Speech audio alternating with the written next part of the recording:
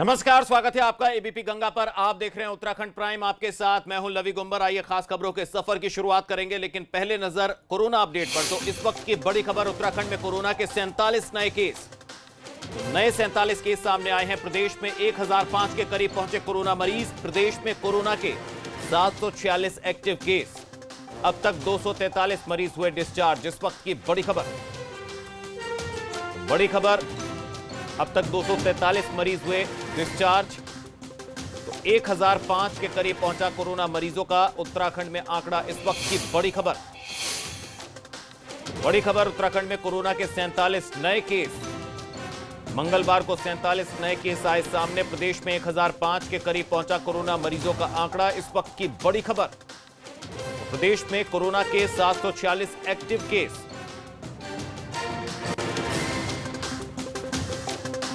जनसंख्या में हमारा प्रतिशत लगभग 1% है, लेकिन जो केसेस की संख्या अगर हम देखेंगे तो करीब 0.5% है। जो देश में जितनी संख्या में कोविड पेशेंट आए हैं, तो उस हिसाब से भी देखा जाए तो उत्तराखंड का जो है पर कैपिटा बेसिस पे जो नंबर ऑफ केसेस हैं वो नेशनल एवरेज से कम है। लगभग 1/4 हिस्सा वो रिकवर हो चुके हैं। 24% से अधिक रिकवरी परसेंटेज है और टोटल एक्टिव केसेस की संख्या 746 है, जिनमें 7 डेथ्स हुए हैं। ये डेथ्स कोई भी कोविड के कारण नहीं हुए हैं, बल्कि जो सीरियस बीमारियां थीं उनके कारण डॉक्टर्स ने जो डायग्नोसिस किया है उसके हिसाब से वो डेथ अन्य कारणों से हुए हैं। उधर पर्यटन मंत्री सतपाल महाराज के परिवार के 5 सदस्यों को पहले तो ऋषिकेश एम्स ने होम क्वारंटीन के लिए डिस्चार्ज कर दिया। बाद में उन्हें वापस एम्स बुला लिया गया। एम्स सफाई दे रहा है कि उसे नहीं पता था कि होम क्वारंटीन की फैसिलिटी नहीं है, मगर यह बात किसी के गले नहीं उतर रही। देखिए रिपोर्ट।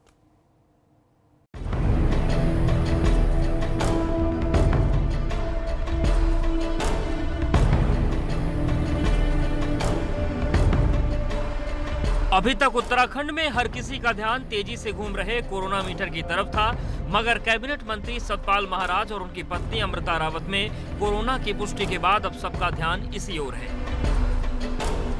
जांच के बाद सतपाल महाराज और उनके परिवार के संपर्क में आए लोगों की चेन अब और लंबी होती जा रही है। एहतियात के तौर पर डॉक्टर्स की उस टीम को भी होम क्वारंटीन कर दिया गया है जो सतपाल महाराज के घर रूटीन जांच के लिए गई थी। अस्पताल से मेडिकल स्टाफ की 5 लोगों की टीम स्वास्थ्य जांच के लिए सतपाल महाराज के घर गई थी। उस समय पता ही था कि नेगेटिव पॉजिटिव है ना, तो कल ही पता चला कि उनका मंत्री जी का भी है और अमृता मैम का भी, दोनों का पॉजिटिव रिपोर्ट आई है। तो हमने जो है अभी लेटर बनाया, उनको क्वारंटीन करेंगे हम, होम क्वारंटीन 14 डेज का, और उनके सैंपल भी भिजवाएंगे। उधर ऋषिकेश एम्स से सोमवार शाम डिस्चार्ज किए गए पर्यटन मंत्री के परिवार के 5 सदस्यों को भी वापस बुला लिया गया। ये सभी अभी कुछ दिनों के लिए एम्स में एडमिट रहेंगे। डॉक्टर्स का कहना है कि घर में होम क्वारंटीन के लिए पूरी व्यवस्था नहीं है, इसलिए फैसला लिया गया है। जब हमने इन्हें डिस्चार्ज किया तो हमको ये ज्ञान था कि ये home isolation for positive patients की जो गाइडलाइंस हैं, जहां इनका निवास स्थान है वहां पे ये पूरी कर रहे हैं। लेकिन बाद में कुछ समय उपरांत हम लोगों को पता चला कि उनके निवास स्थान पे सुविधाएं समुचित नहीं हैं। तो जैसा कि जाहिर है कि ऐसे स्थिति में हमने उनको वापस लेना ही था। लेकिन सवाल यह है कि सतपाल महाराज के परिवार के सदस्यों को घर भेजने से पहले एम्स में क्या होमवर्क नहीं किया था? अगर होम क्वारंटीन की सुविधा नहीं थी तो फिर यह फैसला क्यों लिया गया? कैबिनेट मंत्री सतपाल महाराज, उनकी पत्नी और उनका परिवार कोरोना पॉजिटिव होने के बाद पूरे उत्तराखंड में हड़कंप मचा हुआ है। लेकिन ताज्जुब की बात है कि एम्स प्रशासन ने उनके परिवार के 5 सदस्यों को इस बात पर डिस्चार्ज कर दिया कि उनके घर में होम क्वारंटीन की उचित व्यवस्थाएं हैं। लेकिन जिला प्रशासन इसका संज्ञान लेते हुए इन 5 लोगों को वापस एम्स लौटा दिया, जिसके बाद एम्स को 5 लोगों को फिर से अस्पताल में भर्ती करना पड़ा। दरअसल एम्स ने केंद्र सरकार की गाइडलाइंस का हवाला दिया। एम्स का कहना है कि कोई भी व्यक्ति एसिम्प्टोमेटिक है तो उसे घर भेजा जा सकता है। इसी आधार पर एम्स ने सतपाल महाराज के परिवार के सदस्यों को डिस्चार्ज कर दिया, मगर बाद में पता चला कि उनके घर पर होम क्वारंटीन की सुविधा नहीं है। चलिए आपको सुनवाते हैं कि इस पर एम्स ने क्या बयान दिया था। Ministry of health and family welfare की भी गाइडलाइंस हैं, जिसमें कि ये साफ तौर पे लिखा हुआ है कि अगर कोरोना का रोगी एसिम्प्टोमेटिक है या माइल्डली एसिम्प्टोमेटिक है, स्टेबल है, तो उसको डिस्चार्ज करके होम क्वारंटाइन भेजा जा सकता है अगर उसके पास होम क्वारंटाइन की फैसिलिटी है। तो इसको मद्देनज़र देखते हुए, क्योंकि इन लोगों के पास होम क्वारंटाइन की अच्छी फैसिलिटी हैं, जहां पर ये हॉस्पिटल से ज़्यादा कंफर्टेबल रह सकते हैं, तो इनको डिस्चार्ज कर दिया गया है। मगर बड़ा सवाल यह है कि अगर सतपाल महाराज के परिवार के लोगों के पास घर में होम क्वारंटीन की सुविधा नहीं थी, तो फिर उन्होंने एम्स से ऐसा क्यों बोला? क्या सतपाल महाराज के परिवार के लोग अभी भी कोरोना को मजाक में ले रहे हैं? देहरादून से विनोद कुमार के साथ ऋषिकेश से प्रमोद नौटियाल की रिपोर्ट, एबीपी गंगा। बड़ा सवाल है कि क्या एम्स प्रशासन ने कोरोना जैसी महामारी में होम क्वारंटीन करने के निर्णय से पहले घर की व्यवस्थाओं का जायजा तक लेना उचित नहीं समझा। ऐसे में एम्स प्रशासन पर कई सवाल खड़े होते हैं कि क्या ये किसी के दबाव में निर्णय लिया गया था, या फिर जिला प्रशासन अगर इस पे संज्ञान नहीं लेता तो क्या एक बड़ी चूक फिर से हो सकती थी। अपने सहयोगी क्रिस्टोफर लॉरेंस के साथ रवि कैंतुरा, एबीपी गंगा, देहरादून। तो उत्तराखंड में यह सारा बखेड़ा कैबिनेट मंत्री सतपाल महाराज के कारण हुआ है। क्या सतपाल महाराज को एक बार भी नहीं लगा कि उनका स्वास्थ्य खराब है? वो उस हालत में कैबिनेट की बैठक में भी चले गए। चलिए आपको दिखाते हैं सतपाल महाराज का राजनीतिक कद किस तरह का है। देखिए report.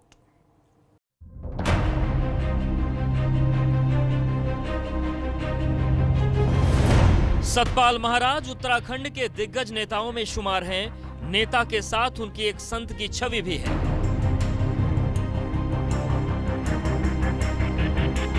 Satpal Maharaj corona positive आने के बाद उतने सुर्खियों में नहीं हैं जितना कि इस बात पर हैं कि उन्होंने त्रिवेंद्र सरकार के पूरे कैबिनेट को मुश्किल में डाल दिया।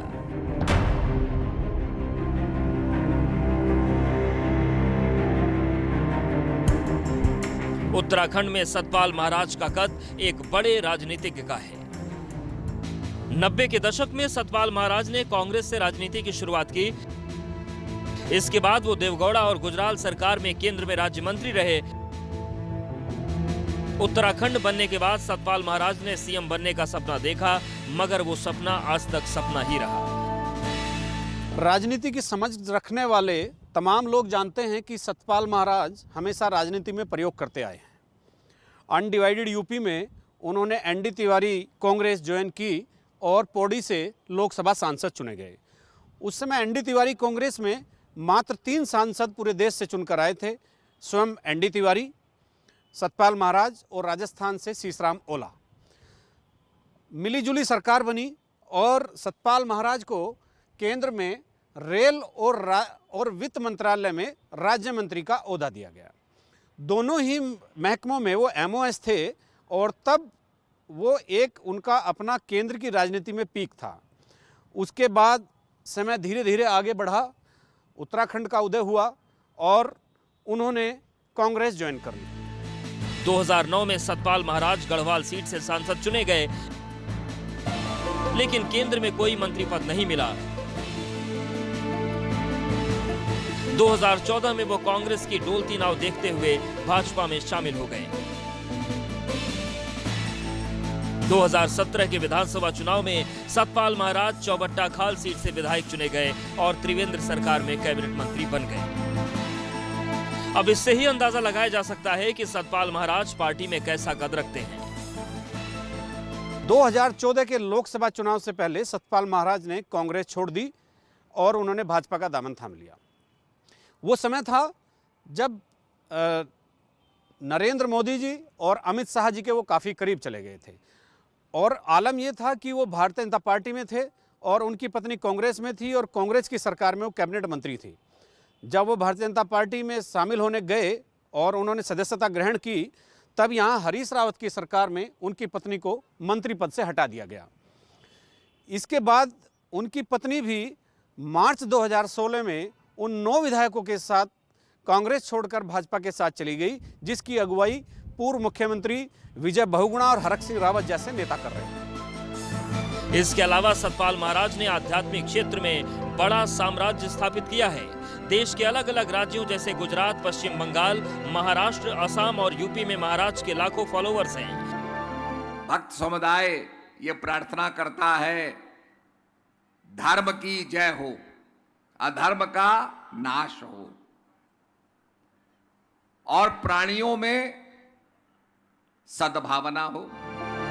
उनके इसी कद को देखते हुए भाजपा ने 2019 के चुनाव में अलग अलग राज्यों में उन्हें स्टार प्रचारक के तौर पर उतारा था। सतपाल महाराज खालिस तौर पर राजनीतिक ही नहीं है, वो एक कथावाचक भी है। मानव उत्थान सेवा समिति के नाम से वो आश्रमों की एक ऐसी चैन के मालिक हैं, एक ऐसी श्रृंखला के मालिक हैं जिसमें लाखों हजारों लोग कार्यरत तो हैं ही, वहाँ उनका प्रवचन सुनने भी आते हैं। लेकिन राजनीति करना एक तलवार की धार पर चलने जैसा ही होता है। राजनीति बहुत आसान काम नहीं होता। इस तलवार की धार पर चलते हुए सतपाल महाराज कोविड-19 में अभी पिछले दिनों वो गलती कर गए जो किसी अच्छे नेता को बिल्कुल नहीं करनी चाहिए। एक तरफ सतपाल महाराज बड़ी राजनीतिक छवि रखते हैं, तो वहीं पत्नी अमृता रावत ने भी राजनीति में पहचान बनाई है। अमृता रावत 2002 में पहली बार विधायक बनी और तिवारी सरकार में मंत्री रही। 2007 और 2012 में भी अमृता रावत विधायक चुनी गई।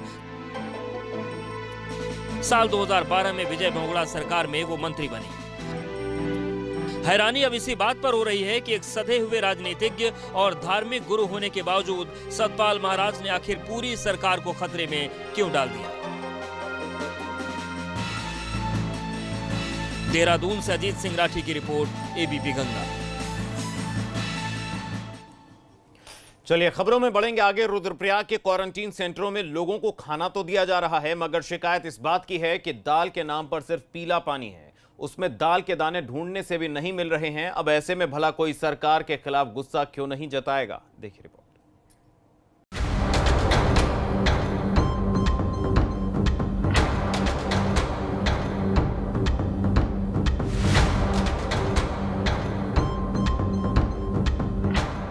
एक तो बीमारी, ऊपर से कोड बनी व्यवस्था मरीजों और लोगों को किस तरह तोड़ रही है, उसी का सबूत है ये खाना, जिसमें परोसी तो दाल जा रही है, लेकिन दाल के नाम पर सिर्फ हल्दी और पानी दिख रहा है। सब्जी भी ऐसी बदरंग है कि कलेजे पर पत्थर रखकर खाई जाए। होटल से आने वाले इस खाने को घटिया ना कहा जाए तो क्या कहा जाए? वैसे ये कहना हमारा नहीं, बल्कि क्वारंटीन सेंटर में मौजूद लोगों का है। यह खुराक मुहैया कराई जा रही है उन लोगों को जो अपने सूबे में लौट कर आए हैं। नियमों के तहत क्वारंटीन है। इन लोगों ने सरकार के नियमों को तो मान लिया, लेकिन इन लोगों के लिए जिन्होंने नियम बनाए वो खुद मानने को तैयार नहीं। इस खाने की शिकायत इन लोगों ने कर्मचारियों से भी की, तो कर्मचारी मुंह बिचकाकर चल दिए, जिसके बाद इन्हें समझ आ गया बात ऐसे नहीं बनेगी, तो वीडियो बनाकर सोशल मीडिया पर डालना शुरू कर दिया।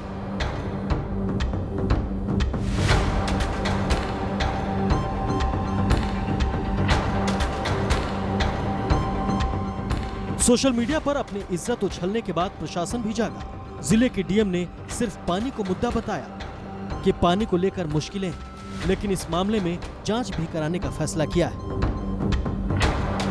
पहले से ही जो स्वयं सहायता समूह हिलांस के अंतर्गत रेस्टोरेंट का काम कर रहे हैं, उनके माध्यम से होटलों में भोजन का प्रबंध प्रवासियों के लिए किया जा रहा था।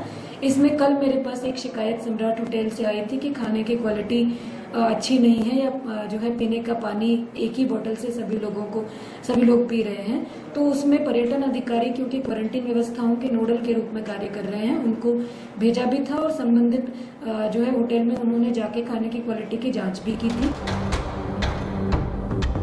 जांच तो होगी, नतीजे भी आएंगे, लेकिन मसला इसलिए भी प्रशासन के लिए गंभीर है क्योंकि प्रशासन एक व्यक्ति के खुराक पर एक दिन का 200 रुपया खर्च कर रहा है। ऐसे में दाल के नाम पर दाल के टुकड़े नदारद होंगे तो सवाल उठेगा कि दाल कहां जा रही है, क्योंकि नाश्ते 2 टाइम खाने के हिसाब से 200 रुपए कम नहीं होते। यही वजह है कि इलाके के विधायक भी इसको लेकर प्रशासन पर सख्ती की बात कर रहे हैं। इस तरह की शिकायत मेरे पास भी आई है और मैंने इसका संज्ञान लिया है। जिला पूर्ति अधिकारी को तुरंत निर्देश दिए हैं कि अगर किसी एक होटल में ज़रूरत से ज़्यादा लोगों का खाना बन रहा है तो अन्य लोगों को उसमें शामिल किया जाए और किसी भी एक होटलियर को 40 और 50 से अधिक लोगों के खाने की व्यवस्था न दी जाए ताकि क्वालिटी मेंटेन हो सके। क्वारंटीन में रखे गए लोग रुद्रप्रयाग, तिलवाड़ा और खिमतौली के रहने वाले हैं, जिन्हें जिले के नरकोट में एक बड़े होटल के नाम पर क्वारंटीन किया गया। लेकिन होटल की तरफ से आने वाले खाने ने गले खोल दी।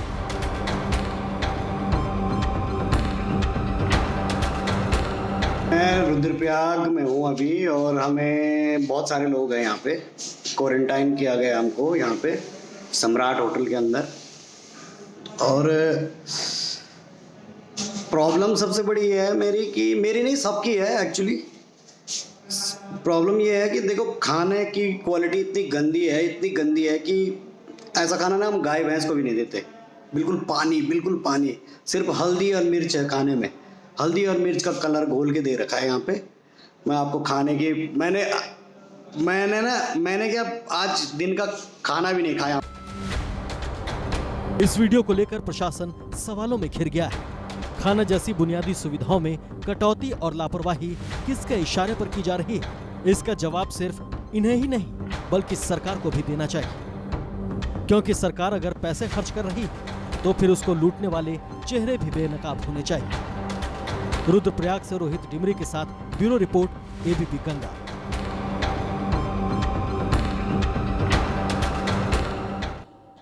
तो क्वारंटीन सेंटरों में खाना परोसे जाने को लेकर और खाने की क्वालिटी को लेकर लोगों में भारी नाराजगी। फिलहाल वक्त एक ब्रेक का है। ब्रेक के उस पार भी खबरों का सिलसिला बना रहेगा। आप बने रहिए एबीपी गंगा के साथ और देखते रहिए उत्तराखंड प्राइम।